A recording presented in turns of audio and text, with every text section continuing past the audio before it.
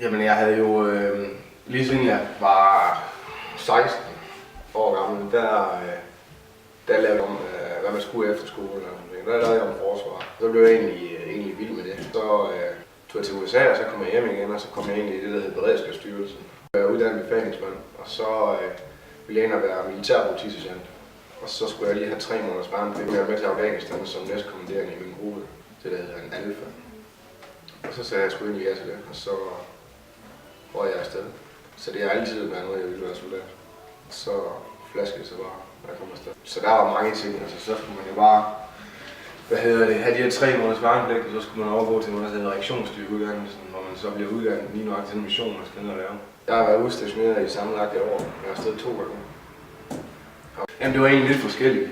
For første tur, hvor man er, jeg var jo afsted med kamptropperne i Holstebro begge gange. Og første gang, der gik vi mange patruljer, og så tog man en 12-timers patrulje, hvor man var ude at gå i 12 timer, afhængig af hvilken dag det er. Så man vælger at sige, at man ligger den fra klokken 3 om natten, eller 4 eller 5, og så er man nogenlunde færdig, inden det begynder at brænde fuldstændig af med varmen.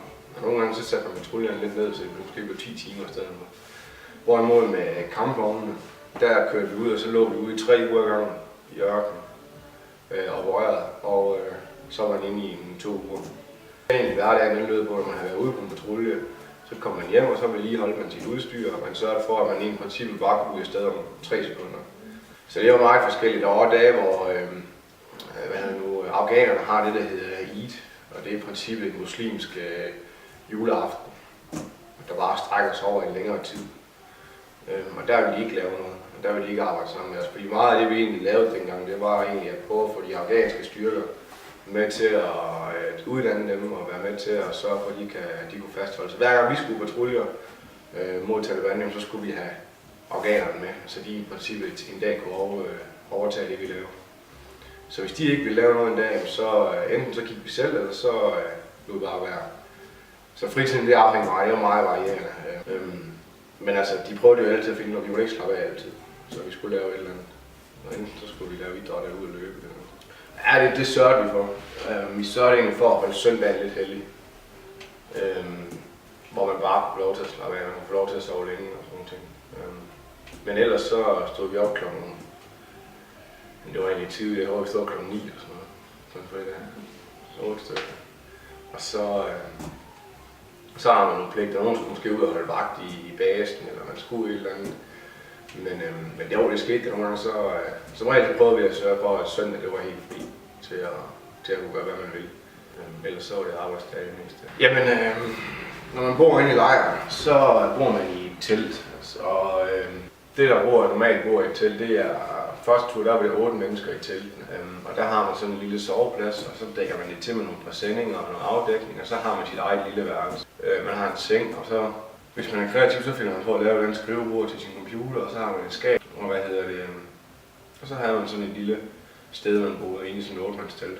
Så var der selvfølgelig aircondition. Det var dejligt, og det er ikke virkelig så. Og så når man var ude og operere, så boede man jo derude. Så havde man vagter på hustagene, og man sørgede for at passe sig selv ind. Og så havde man en vagthund, som måske var 3 mand på vagt ad gangen, og så sov resten. Så sov man 3-4 timer, og så stod man op og gik på vagt i 2 timer, og så sov man 3 timer, og sådan kørte det. Når vi lå ude i ørkenen med kampvognene, der lå vi nogle gange 3 uger ad gangen, så bygger man sin egen lille base, og har nogle præsendinger og nogle teltflager, man dækker ud over, og så slår man en masse senge op. Og så laver man egentlig i princippet en cirkel med alle bilerne, man har med sig. Vi var jo, når vi kørte ud med kampvognene, så skulle vi jo have brændstof med, og vi skulle have læger og syge, og sådan sanitetsfolk.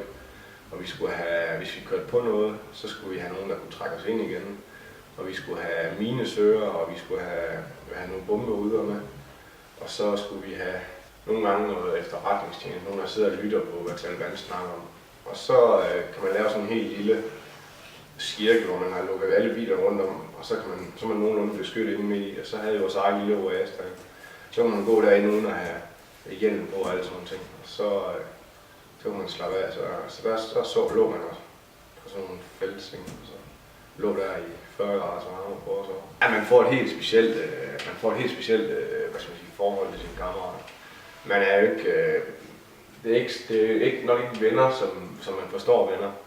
Men du kan være med at være soldat og ikke have set dem i 30 år, og så møde dem igen, og så snakke som om, man snakker med hinanden. Det var i går, man snakkede sammen sidst. Og det er helt specielt det der med, at man er afsted sammen, og du er nødt til at stole på, at ham ved siden af dig, han vil redde dig, eller han vil hjælpe dig, når det kommer derud. Altså, han skal gøre det, han skal. Det får man et helt specielt forhold over. Men man er jo nødt til at koble fra nogle gange, for man bor tæt op ad hinanden. Altså, det er svært for et privatliv, og man går sgu hinanden på klinger hinanden. Altså, der er sgu, man er jo folk fra øst og vest i forsvaret. Og nogle af dem vil du aldrig nogensinde snakke med, hvis det var i den civile verden. Der er man tvunget til at samarbejde, man er tvunget til at gøre et eller andet, og så får man det bedste ud af det. Derfor handler det nok også om at have en vis profil. Jamen det synes jeg egentlig ikke er rimelig stærkt. Altså, der er jo nogle ting, som jeg ikke kan mere. Jeg er nødt til at se folk meget tæt på, jeg skal nødt til at læse dem, før de kommer tæt på mig. Jeg var til Skanderborg Festival på et tidspunkt, og der er der mange mennesker omkring mig lige pludselig. Jeg bliver væk fra mine kammerater. Og der kan jeg sgu mærke, der går jeg sgu lidt panik, fordi jeg kan ikke nå at se folk, fordi de er så, altså vi står så tæt under hinanden. Jeg kan ikke nå at se deres ansigter, før de er oppe og rører ved mig. Det kan jeg mærke, det har jeg svært ved.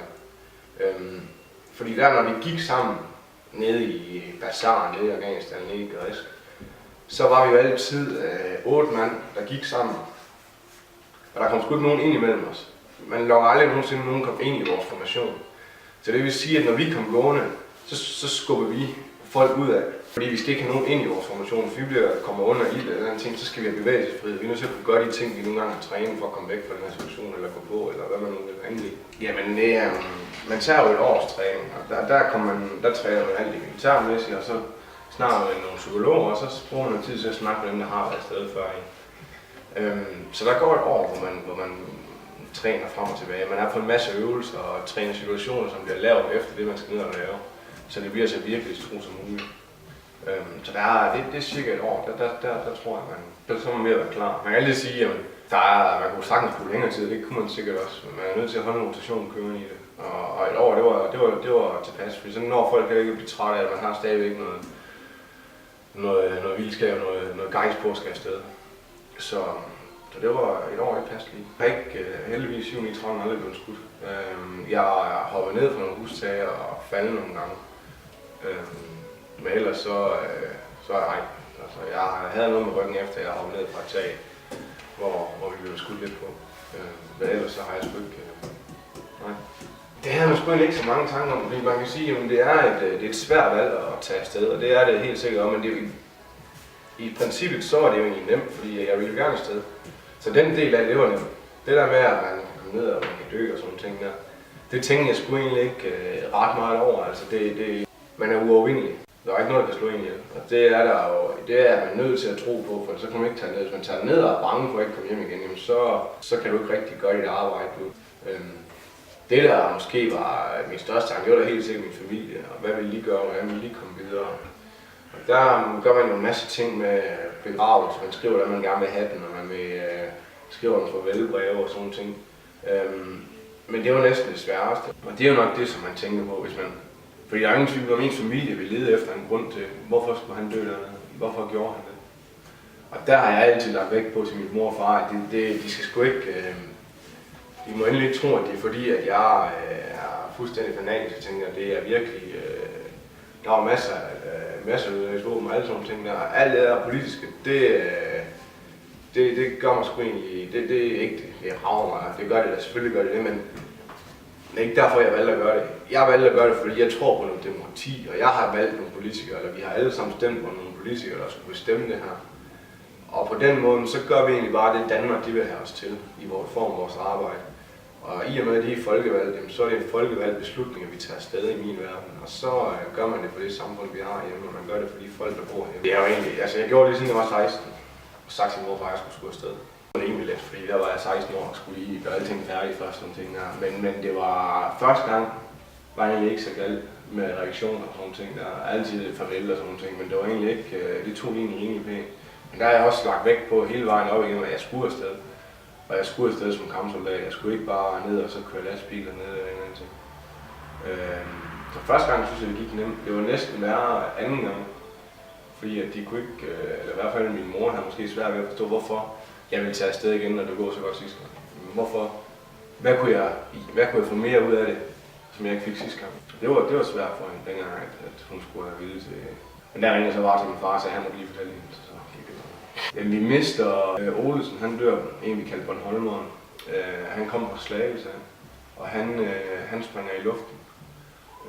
Han går ind igennem de kommer under ild i en stykke, på et åbent stykke, og så vil de gå i dækning ind i et hus, og da de så går igennem døren, der sidder så en idé i døren, som så springer ham i stykker, da han går ind igennem. Og han er død på stedet.